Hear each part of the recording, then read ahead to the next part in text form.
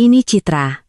Ibu mertuaku menyiapkan satu kursi di meja makan lebaran untuk perempuan yang sudah 6 bulan ini dekat dengan suamiku, memperkenalkannya sebagai teman keluarga yang sangat berharga dengan masa depan cemerlang di industri perhotelan, lalu menatapku langsung dengan senyum yang seolah berkata dia sudah tahu bagaimana semua ini akan berakhir. Aku melipat serbet di pangkuanku, mengangkat gelas airku, dan berpikir, apa dia tahu kalau restoran itu, merek dagangnya, dan gedung tempatnya berdiri adalah milikku? Asistenku meninggalkan pesan suara pukul 7.43 pagi tadi. Saat aku masih menata opor ayam ke dalam mangkuk keramik yang dibeli ibuku dari Yogyakarta bertahun-tahun lalu. Mbak Citra, angka penjualan bulan November baru saja masuk. Kita naik 31% dari tahun ke tahun. Apa laporan lengkapnya perlu saya kirim ke para investor? Aku menyuruhnya menahannya sampai hari Senin. Aku harus pergi ke suatu tempat. Perjalanan ke rumah ibu mertuaku memakan waktu 40 menit menembus kemacetan yang selalu menebal di dekat jembatan Semanggi saat libur panjang. Suamiku, Bima, duduk di kursi penumpang, menggulir sesuatu di ponselnya, ibu jarinya bergerak dalam lengkungan kecil berulang-ulang. Dia sering begitu akhir-akhir ini, menggulir tanpa henti, berada di ruang fisik yang sama tanpa benar-benar hadir di dalamnya. Mama bilang akan ada tamu tambahan, kataku, menjaga suaraku tetap datar. Dia suka meja yang ramai saat lebaran. Mbak tahu sendiri sifatnya. Aku memang tahu sifatnya. Aku punya waktu 7 tahun untuk mempelajarinya. Sahabatku, Rina, sudah 3 bulan mencoba memberitahuku sesuatu. Dia mengatakannya setengah-setengah, memulai kalimat lalu mengalihkannya, matanya berbicara lebih banyak daripada kata-katanya. Kami duduk di tempat biasa kami di warung soto Betawi di daerah Cikini setiap hari Kamis untuk makan siang. Dan setiap Kamis, dia akan memasang ekspresi itu tepat saat soto kami dihidangkan. Minggu lalu, akhirnya dia mengatakannya dengan gamblang. Bima terlihat jalan sama perempuan lain. Cit. Lebih dari sekali. Perempuan yang sama. Aku tidak mau jadi orang yang mengatakannya, tapi aku tidak tahan lagi melihatmu tidak tahu. Aku berterima kasih padanya. Aku tidak menangis, yang mengejutkan kami berdua. Itu karena aku sudah curiga. Aku sudah mulai memperhatikan detail-detail yang sekali kau lihat, kau tidak akan bisa melupakannya. Struk laundry kiloan di saku jasnya untuk kemeja batik yang tidak kukenali. Konfirmasi reservasi makan malam ke alamat email yang belum pernah kudengar. Caranya mulai mengunci layar ponselnya dengan kecepatan refleks seseorang yang telah melatih diri untuk tidak lupa. Aku juga menghabiskan 3 bulan itu untuk melakukan hal lain. Mengatur, mendokumentasikan, bertemu diam-diam dengan pengacaraku di kantornya pada hari Selasa pagi sebelum ada orang dari dunia suamiku yang akan sadar mobilku terparkir di dekat kawasan SCBD. Restoran yang kubangun bernama Rasa. Aku membukanya pada usia 31 tahun dengan uang yang kutabung selama 8 tahun bekerja di dapur orang lain, ditambah dengan warisan dari almarhumah nenekku yang kusimpan dalam dana perwalian yang didirikan oleh pengacara keluarga kami bahkan sebelum aku bertemu Bima. Gedung di Senopati yang menjadi lokasi Rasa bukan milik PT Restoran. Itu milik dana perwalian tersebut, dan dana perwalian itu hanya milikku seorang. Aku menyusunnya seperti itu atas saran pengacara warisan nenekku. Seorang pria bijaksana bernama Pak Harjo, yang mengatakan kepadaku, dengan kelelahan seseorang yang telah melihat terlalu banyak, bahwa cinta itu indah, tetapi surat-surat hukum itu abadi. Bima melamarku 6 bulan setelah aku membuka Rasa. Aku sangat lelah dan sedang jatuh cinta, sama sekali tidak memikirkan perjanjian pranikah. Pengacaraku saat itu, yang sekarang sudah pensiun, tetap menyusunnya dan meletakkannya di seberang meja pada pertemuan pertama kami dengan tatapan yang berkata, percayalah padaku soal ini. Bima menandatanganinya tanpa membaca lebih dari halaman pertama, yang saat itu kupikir manis, percaya diri, tidak terganggu. Baru belakangan aku mengerti bahwa dia berasumsi tidak banyak yang perlu dilindungi. Dia tidak pernah sepenuhnya memahami berapa nilai Rasa. Rumah ibu mertua beraroma kayu manis dan melati saat kami masuk, seperti biasanya, seolah-olah dia memompa aroma itu melalui ventilasi untuk menandakan bahwa semua yang ada di sini telah diatur, disengaja, dan dikendalikan. Dia menyambut kami di pintu dengan blus krem dan celana panjang gelap. Rambutnya ditata rapi seperti biasa untuk menyambut tamu. Dan dia mencium pipiku dengan kehangatan seorang wanita yang sedang mempertunjukkan kehangatan untuk penonton yang hanya bisa dia lihat. Semua orang ada di ruang keluarga, katanya sambil mengambil jaket kami. Ada seseorang yang Mama ingin kamu temui. Namanya Dina. Dia berdiri di dekat perapian memegang segelas air mineral, mengenakan blazer coklat unta di atas celana panjang gelap. Dan dia memiliki penampilan seseorang yang telah diberi pengarahan menyeluruh tentang bagaimana tampil alami di sebuah ruangan yang telah dia persiapkan selama berminggu-minggu. Dia mungkin berusia 34 tahun dengan jenis kepercayaan diri yang datang dari sering diberitahu bahwa dia luar biasa. Ibu mertuaku berdiri di antara kami seperti seorang konduktor yang akan memulai alunan biola. Dina baru saja diangkat sebagai direktur operasional di Nusantara Hospitality Group, katanya, dan aku bisa mendengar ketepatan yang dia gunakan untuk memilih kalimat itu. Dia punya insting yang luar biasa untuk industri ini. Kami sudah membicarakan kemungkinan dia menjadi konsultan untuk rasa. Ruangan itu seolah mengatur dirinya sendiri di sekitar kalimat itu. Adik iparku, yang duduk di sofa bersama suami dan kedua anaknya, terdiam dengan cara khas seseorang yang sudah tahu apa yang akan terjadi. Bima menatap perapian. Ekspresi Dina bergerak dengan cara yang tidak bisa sepenuhnya dia kendalikan. Sesuatu berkedip di balik permukaan yang tenang. Bukan rasa bersalah, bukan juga kemenangan, mendarat di suatu tempat yang tidak nyaman di antaranya. Konsultan untuk rasa, aku menatap ibu mertuaku dan memikirkan apa arti sebenarnya dari kalimat itu, jika diurai dari kemasannya yang rapi. Artinya, kami sudah membahas ini. Artinya, kami telah memutuskan restoranmu butuh manajemen baru. Artinya, wanita ini sedang diposisikan untuk masuk ke ruang yang kami harap akan kamu kosongkan. Menarik sekali, kataku. Nusantara Hospitality. Apakah mereka masih mengelola properti di Seminyak atau portofolio itu sudah pindah setelah restrukturisasi kemitraan musim semi lalu? Dina berkedip. Kami sedang dalam transisi untuk beberapa properti itu. Tentu saja. Aku tersenyum dan bergerak ke arah meja minuman.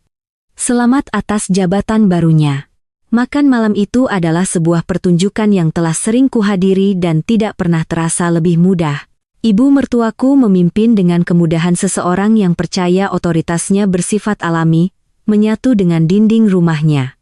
Dia melontarkan komentar-komentar kecil sepanjang makan yang berfungsi seperti jarum suntik, menyebutkan daya tarik rasa yang menawan di tingkat lingkungan sekitar, bertanya pada Dina tentang visinya untuk mengembangkan konsep kuliner intim, menggunakan frasa seperti ketika sebuah bisnis mencapai langit-langit tertentu dengan cara yang secara teknis tidak membicarakan apapun tetapi ditujukan untuk segalanya. Bima menyodorkan rendang dan tidak sekalipun menatap mataku. Apa yang tidak mereka ketahui adalah bahwa 2 minggu sebelumnya aku telah duduk berhadapan dengan pengacaraku di kantornya pada hari Selasa dan kami telah menyelesaikan semua pekerjaan yang perlu dilakukan. Perjanjian sewa antara Dana Perwalian pemilik gedung dan PT Operasional Rasa berada di bawah kendali tunggalku.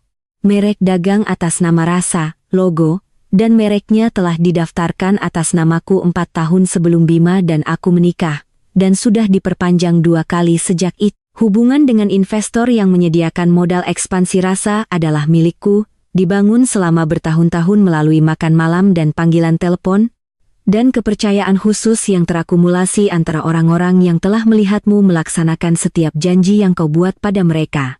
Dan perjanjian pranikah, halaman 11, bagian 3, menyatakan dengan kejelasan yang tegas dari sebuah dokumen yang dirancang oleh seseorang yang berharap untuk dikutip, semua aset bisnis yang didirikan sebelum pernikahan tetap menjadi milik tunggal pasangan yang memulainya. Aku memakan ketupatku.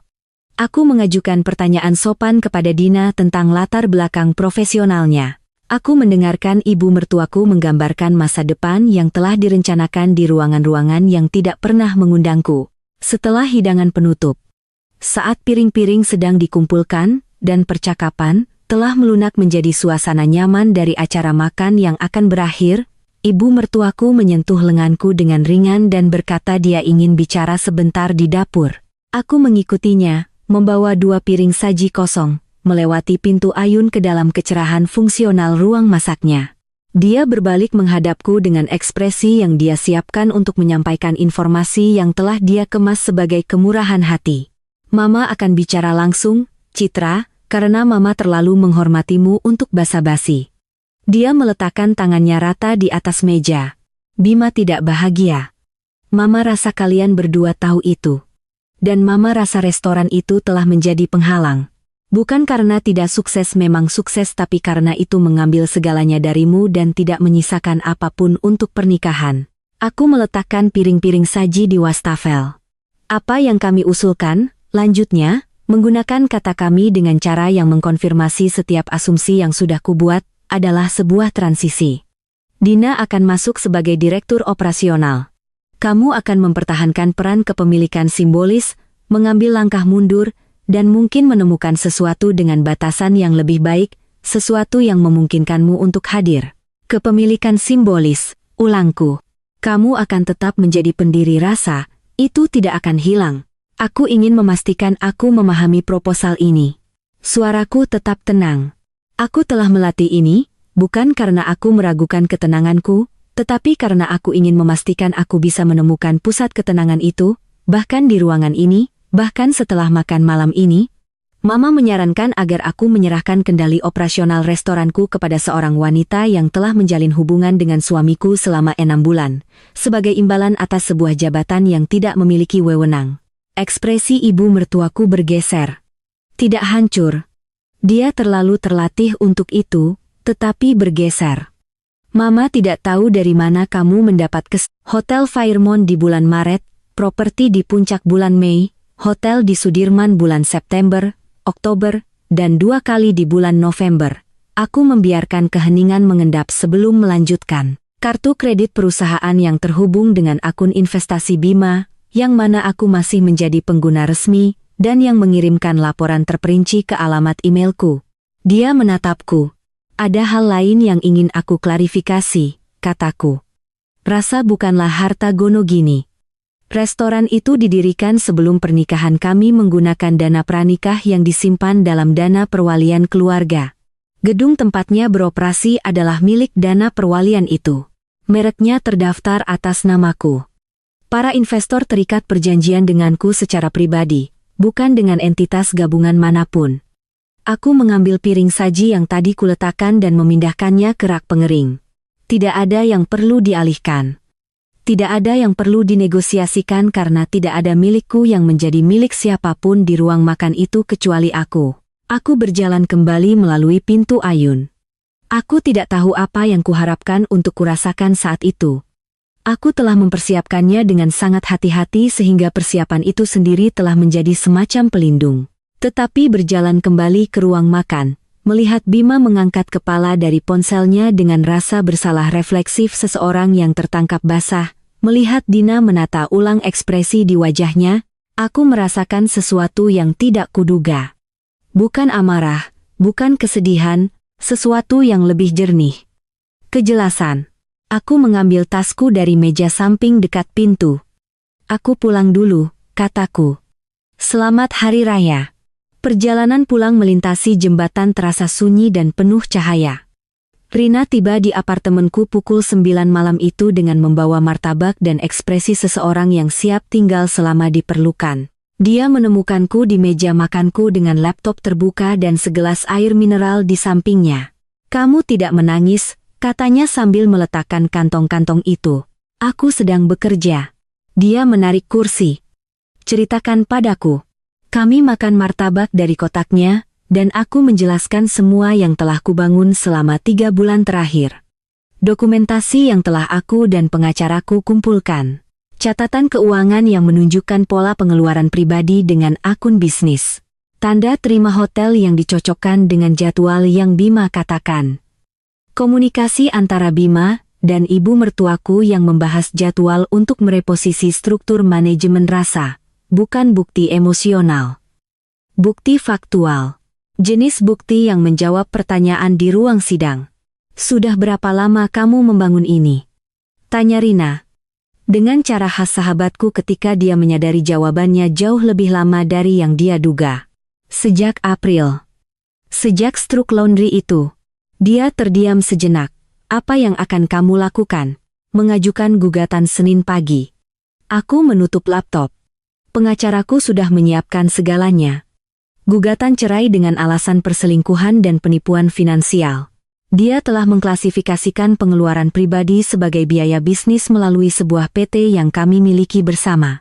Akuntan forensikku menemukannya 3 minggu lalu.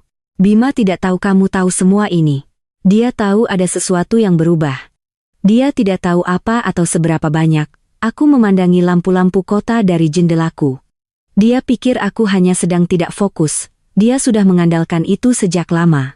Apa yang terjadi selanjutnya terjadi sesuai urutan yang telah kubantu rencanakan, yang membuatnya terasa lebih dan kurang surreal dari yang kuduga. Senin pagi, pengacaraku mengajukan gugatan cerai. Menjelang Senin sore, PT yang kami miliki bersama telah dibekukan sambil menunggu tinjauan keuangan. Bima menelepon ponselku 7 kali antara pukul 11.00 dan 14.00. Semuanya kubiarkan masuk ke pesan suara. Pukul 16.00, kepala kokiku, Sari, memanggilku ke dapur dirasa dan menutup pintu.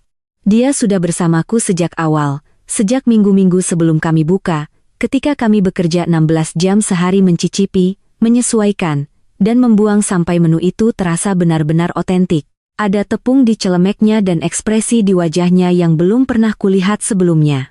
Ada sesuatu yang seharusnya sudah saya ceritakan lebih awal, Mbak, katanya. Maaf saya tidak melakukannya.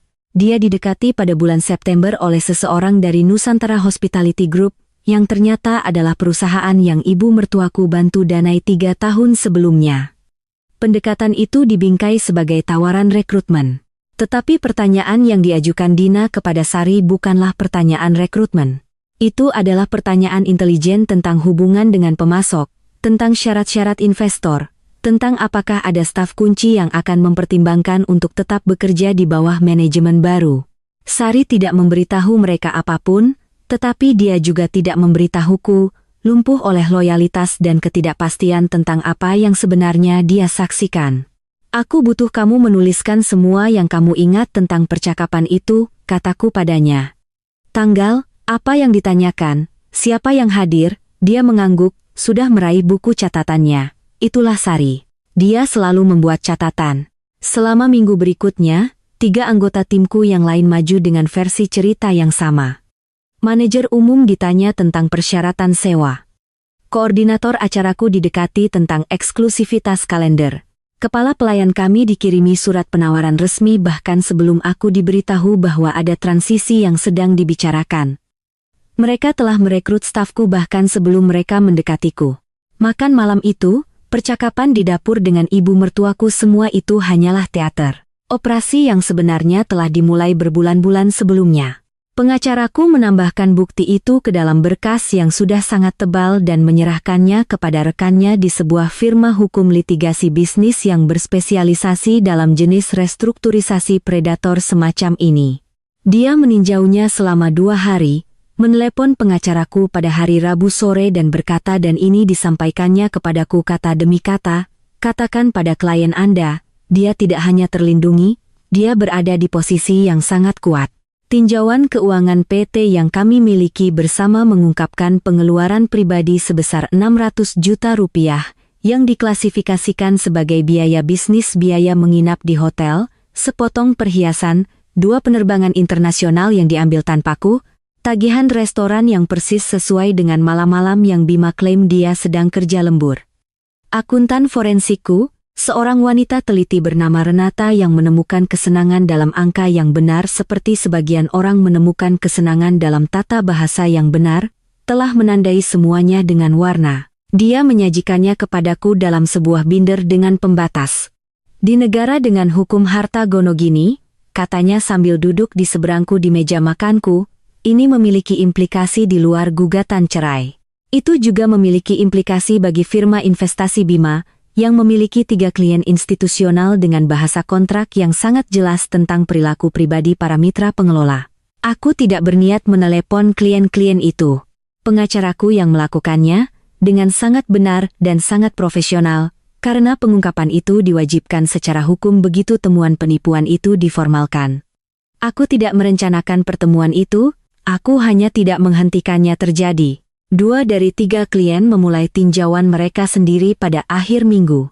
Bima muncul di Rasa pada hari Kamis pagi, 20 menit sebelum jam buka. Mengenakan ekspresi seorang pria yang telah menghabiskan beberapa hari mempelajari dimensi pasti dari masalah yang dihadapinya. Dia minta berbicara denganku. Aku menyuruhnya menunggu di ruang makan pribadi, dan aku duduk di seberangnya dengan tangan terlipat di atas meja dan menunggu. Kamu harus hentikan ini, katanya. Suaranya telah kehilangan kehalusannya yang biasa.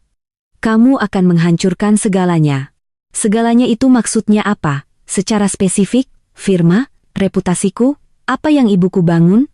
Dia mencondongkan tubuh ke depan. Ini bisa diperbaiki, Citra. Jika kamu mencabut gugatan dengan alasan khusus itu, kita bisa bercerai baik-baik, kamu tetap memiliki Rasa. Aku tetap memiliki akun investasiku. Semua orang melanjutkan hidup dengan tenang. Itukah yang disarankan pengacaramu? Itu yang masuk akal. Aku menatapnya lama. 7 tahun pagi dan makan malam dan menyeberangi jembatan untuk hari raya dan mempelajari bahasa khusus dari dinamika keluarga lain dan menata ulang kebutuhanku sendiri di sekitar tuntutan sebuah unit yang, ternyata, tidak pernah sepenuhnya menerimaku ke dalamnya. Perjanjian pranikah, kataku, yang kamu tanda tangani dan yang salinannya juga diterima pengacaramu saat itu, berarti kamu tidak punya klaim atas Rasa, tidak peduli bagaimana cara kita bercerai. Temuan penipuan itu sekarang sudah menjadi catatan resmi. Klien institusional diberitahu karena kami diwajibkan secara hukum untuk memberitahu mereka. Semua itu bukan sesuatu yang bisa kuhentikan. Aku berdiri. Dan aku tidak akan menghentikannya. Dia menatapku dengan ekspresi yang berpindah melalui beberapa ruangan sebelum akhirnya menetap pada sesuatu yang tampak hampir seperti pengakuan. Kamu telah merencanakan ini selama berbulan-bulan, katanya. Aku telah melindungi diriku sendiri, kataku. Itu berbeda. Pintu terbuka dan manajer umumku muncul. Chef, reservasi kita penuh. Sari butuh chef di dapur. Aku mengikutinya keluar. Bagian dari cerita yang tidak seorang pun di luar mengerti, dan yang kucoba artikulasikan selama berbulan-bulan sesudahnya dengan keberhasilan parsial, adalah apa yang terjadi di dalam restoran selama semua itu. Karena Rasa tidak tutup, Rasa tidak melambat. Rasa mengalami kuartal terbaiknya antara November dan Januari. Sementara kehidupan pribadiku sedang berlangsung seperti pembongkaran terkendali di latar belakang, timku menjalankan restoran itu dengan kegigihan yang tidak sepenuhnya kuduga. Sari bekerja rangkap selama minggu-minggu aku rapat dengan pengacara. Manajer umum menangani 3 krisis operasional tanpa sekalipun perlu melapor kepadaku. Tim depan menjaga kehangatan dan ketepatan yang membuat Rasa menjadi seperti sekarang, bahkan pada malam-malam ketika mereka bisa melihat ada sesuatu yang salah. Dan aku bergerak di ruang makan dengan ketenangan hati-hati seseorang yang telah belajar menyimpan emosinya di sebuah ruangan yang bisa dia kunjungi sesuai jadwalnya sendiri. Kita tidak akan kemana-mana, kata Sari suatu malam di dapur setelah selesai bekerja. Kami berdua makan sisa roti dan keju lunak di meja persiapan. Mbak Citra membangun sesuatu yang nyata, ini tidak rapuh. Sidang perceraian jatuh pada hari Selasa di bulan Februari. Ruang sidangnya lebih kecil dari yang kuduga, pucat dan institusional dengan pencahayaan neon yang membuat segalanya tampak sedikit seperti di bawah air. Bima duduk di meja seberang dengan pengacaranya, dan dia tampak seperti seorang pria yang telah menghabiskan beberapa bulan menemukan bagaimana rasanya konsekuensi dari pilihan di dalam tubuh. Ibu mertuaku tidak ada di sana. Aku diberitahu dia telah menyewa pengacara terpisah untuk komponen litigasi bisnis, yang pada saat itu sudah menjadi proses paralel tersendiri. Pengacaraku mempresentasikan kasus dengan efisiensi seseorang yang telah mengatur buktinya begitu teliti sehingga presentasinya terasa hampir tak terhindarkan. Dokumentasi perselingkuhan, penipuan finansial, perekrutan terorganisir karyawanku sebagai bagian dari rencana pengambilalihan perusahaan yang telah dibahas dalam komunikasi pribadi saat Bima dan aku masih menikah secara sah dan aku masih menjadi mitra di PT kami bersama. Pengacara Bima mengajukan keberatan 3 kali. Ketiganya ditolak. Hakim, seorang wanita berusia akhir 50, dengan kacamata baca yang terus-menerus dia lepas dan pasang saat meninjau dokumen, membutuhkan waktu 40 menit untuk menyampaikan putusannya. Perceraian dikabulkan dengan alasan kesalahan pihak suami. Semua aset pranikah dikonfirmasi sebagai properti terpisah sesuai perjanjian pranikah yang telah dieksekusi. PT yang dimiliki bersama dilikuidasi dan dibagi setelah temuan penipuan, dengan bagianku dihitung sebesar 62% berdasarkan akuntansi forensik Renata.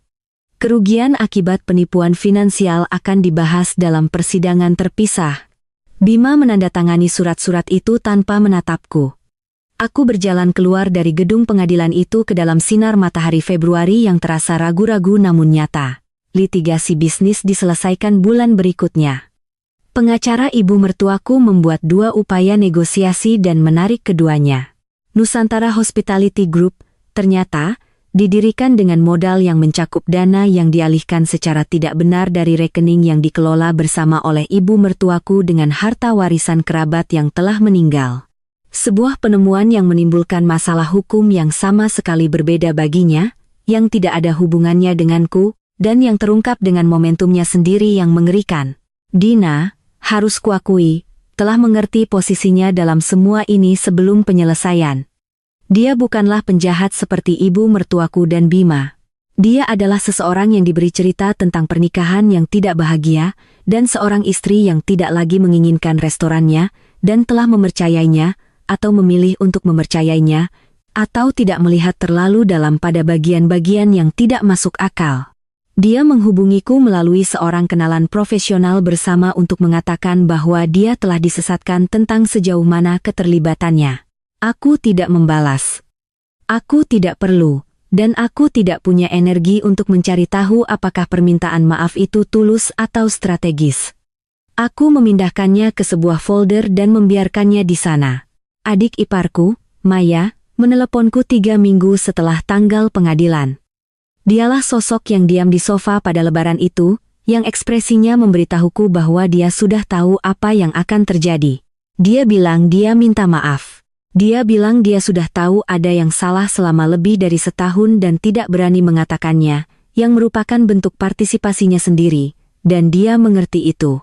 Dialah yang memberitahuku apa yang terjadi setelah aku meninggalkan meja makan lebaran itu, setelah aku berjalan keluar dengan tasku dan menyetir kembali melintasi jembatan. Bagaimana ibu mertuaku berdiri di dapur untuk waktu yang lama dan kemudian kembali ke meja dan tidak mengatakan apa-apa.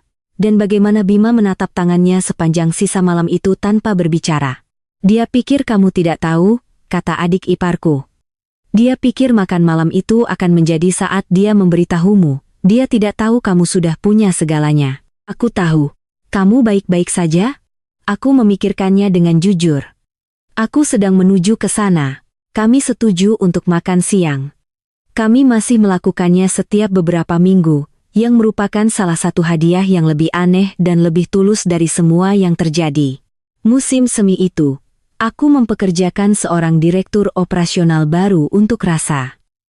Namanya Joko, dan dia berasal dari sebuah grup restoran di Surabaya dengan reputasi ekspansi yang berkelanjutan. Dia mengajukan pertanyaan-pertanyaan yang sangat baik, membuat catatan yang cermat, dan yang terpenting, tidak memiliki hubungan apapun dengan siapapun di kehidupan lamaku. Lokasi kedua rasa dibuka di Pantai Indah Kapuk pada bulan Juni. Para investor datang tanpa bujukan, meneleponku bahkan sebelum aku menyelesaikan pemilihan lokasi karena kabar menyebar di kalangan mereka, dan apa yang terjadi dengan Bima dan upaya pengambilalihan itu, dalam beberapa hal, telah melakukan apa yang tidak bisa dilakukan oleh pemasaran manapun.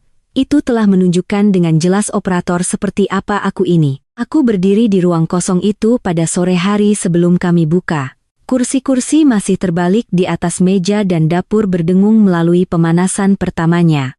Rina datang dengan prosecco, yang kami buka dan minum sambil berdiri di tengah ruang makan seolah-olah kami sedang bersulang untuk sesuatu yang tidak diberikan kepada kami tetapi diperoleh atau lebih tepatnya, dilindungi, yang merupakan versi lain dari memperoleh. Bagaimana rasanya? Tanyanya. Lebih besar dari yang kukira, kataku, dan lebih tenang. Aku pikir kemenangan akan terasa lebih riuh.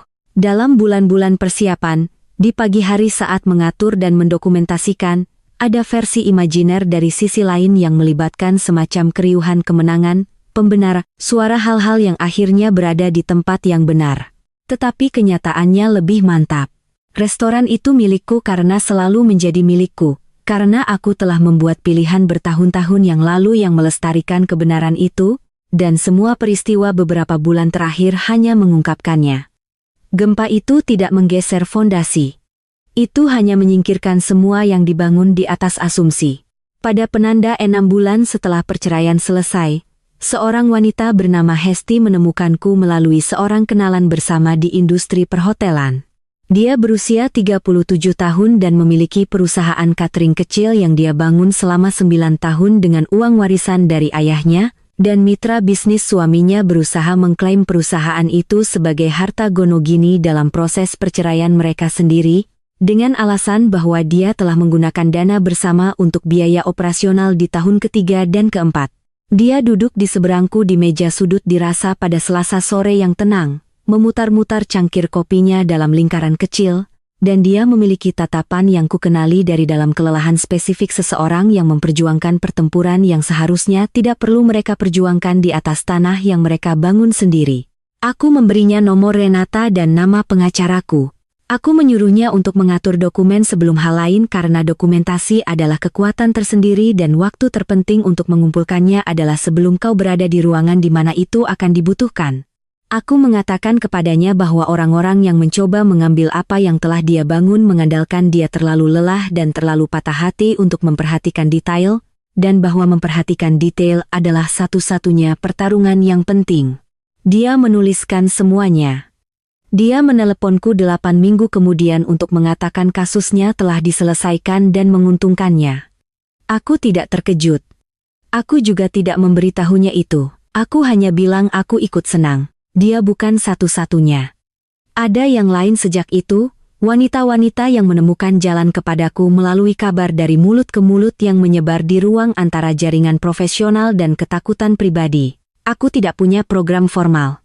Aku punya meja di restoranku dan kesediaan untuk duduk di seberangnya, dan menceritakan kebenaran tentang apa yang terjadi padaku dan apa yang kulakukan, dengan harapan sebagian darinya akan berguna bagi seseorang yang masih berada di tengah-tengah versi mereka sendiri. Apa yang kukatakan pada mereka setiap saat adalah ini. Orang-orang yang mencoba mengambil apa yang kubangun tidak memahaminya, itulah sebabnya mereka pikir mereka bisa mengambilnya. Mereka melihat restoran, lokasi, pendapatan, nama. Mereka tidak melihat tahun-tahun perjuangan. Mereka tidak melihat dokumen dana perwalian, perjanjian pranikah, pendaftaran merek dagang, dan hubungan dengan pemasok yang dibangun selama 1 dekade dengan selalu hadir dan menepati janji. Mereka melihat sebuah aset.